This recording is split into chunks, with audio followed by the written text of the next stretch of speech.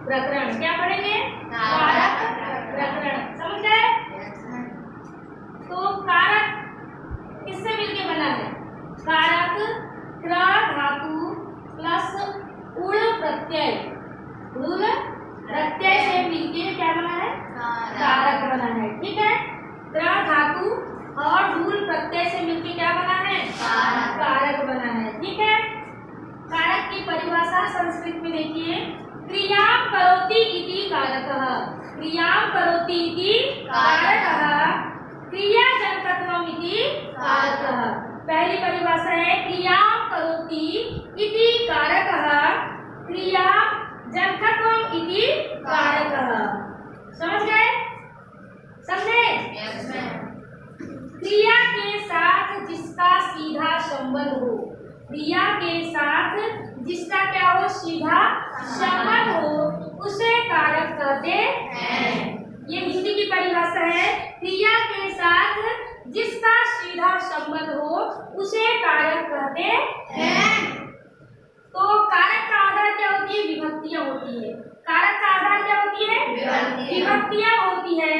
संस्कृत में विभक्तियां 7 होती है। कितनी होती है? 7। तो कारक का आधार क्या है? विभक्तियां हैं।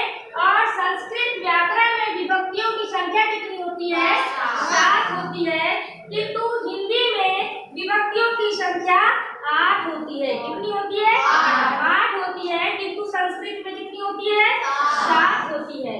जबकि कारक 6 होते हैं। कितने होते हैं? 6। कारक कितने होते हैं? 6 होते हैं। कारकों की संख्या कितनी है? 6 है ना। संबंध और संबोधन को कारक स्वीकार नहीं किया गया है। ये जो संबंध है, संबंध और संबोधन को कारक स्वीकार नहीं किया गया है। संबोधन मूलतः प्रथमा विभक्ति का ही रूप है। जो संबोधन है वो क्रमतः क्या है? प्रथमा विभक्ति का क्या है? रूप है। समझ गए?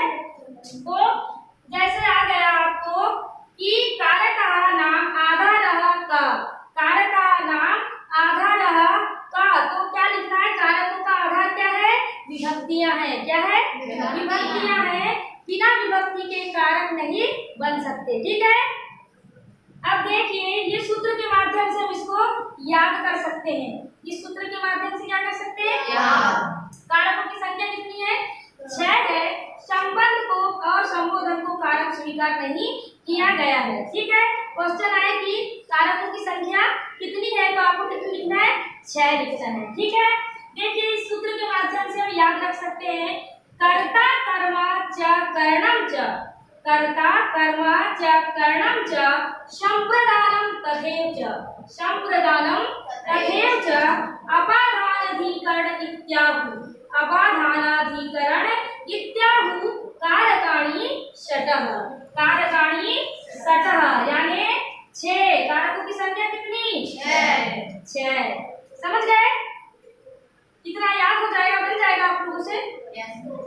ठीक है, अब हम कारकों के चिन्ह, कारकों के चिन्ह के बारे में जानेंगे। ठीक है ना। तो देखिए विभक्ति, विभक्ति अभी बताया हमने कितनी होती है? विभक्तियां 7 होती है। कितनी होती है? 7 होती है। प्रथमा, द्वितीया, तृतीया, चतुर्थी, पंचमी, षष्ठी, सप्तमी, संबोधन, लेकिन संबोधन नहीं है। ठीक है, और यहाँ से ये जो षष्ठी विभक्ति है ये भी कारक नहीं है। ठीक है ना। तो देखिए प्रथमा में कारकों की संख्या 1 2 3 4 5 6 7, लेकिन यहाँ पे 6 ही है। कितनी है? 6।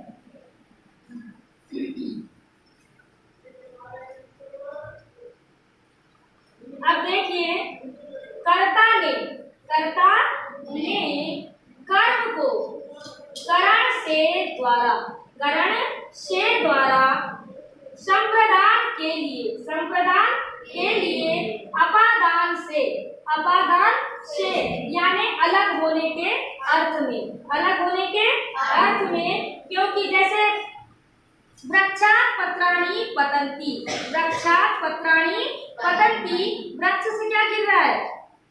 पत्ता। क्या गिर रहा है? अलग हो रहा है कि नहीं?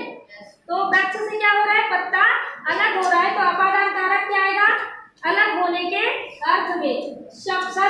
संबंध का की के रा री रे है ना। सप्तमी अधिकरण में पर, अधिकरण में पर संबोधन भो थे। ये क्या चिन्ह है? ये विस्मयादिबोधक चिन्ह है। समझ गए?